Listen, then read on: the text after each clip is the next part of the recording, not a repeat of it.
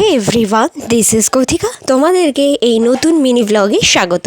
তো আমি আর আমার মা মিলে চলে এসেছি বাজারে, কারণ আমার মায়ের বড় মামির নাতির আজকে 5 বছরের বার্থডে। কি দেবো ভেবে ভেবে অবশেষে আমি মাকে বললাম, মা জামা কাপড় তো সবাই দেবে কম বেশি, তো চলো পড়ার বোর্ড দেওয়া যাক। আর নিয়ে নেওয়া হলো পড়ার এই স্ট্যান্ড বোর্ডটি।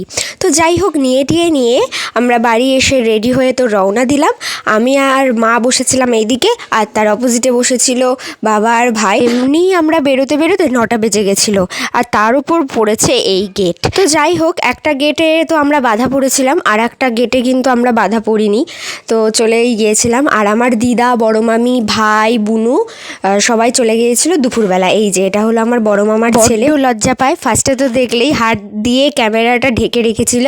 যাই হোক, এই দেখো অবশেষে মাথা তুলেছে। আর এই দেখো, এই ভাইটারই হলো বার্থডে।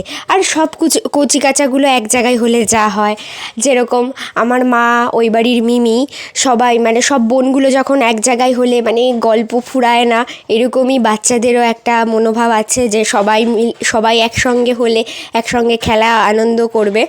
আর এটা হচ্ছে বড় দিদুনের মেয়ে, বড় দিদুন মানে আমার মায়ের বড় মামি। আর এটা হলো আমার বড় মামার ছেলে। তারপরে বসে রয়েছে দিদা, আমার মা, বাবা, আর এইদিকে বসে রয়েছে বড় মামি। বড় মামি বলছে, হ্যাঁ আমাকে কেন তুলছো, আমার লজ্জা করে, এইসব বলছিল।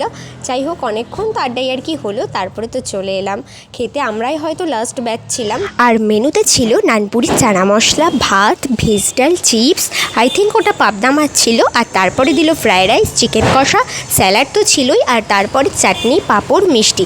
এই চাটনি, পাঁপড়, মিষ্টি আর ভেজ ডাল, এই কটা জিনিস আমি খাইনি। সবশেষে ছিল হজমোলা আর আইসক্রিম, আর কিন্তু ফুচকা স্টলও ছিল, কিন্তু আমরা খাইনি। যাই হোক, রাতের ডিনারটা সেরে বাড়ির দিকে রওনা দিলাম। Thanks for watching.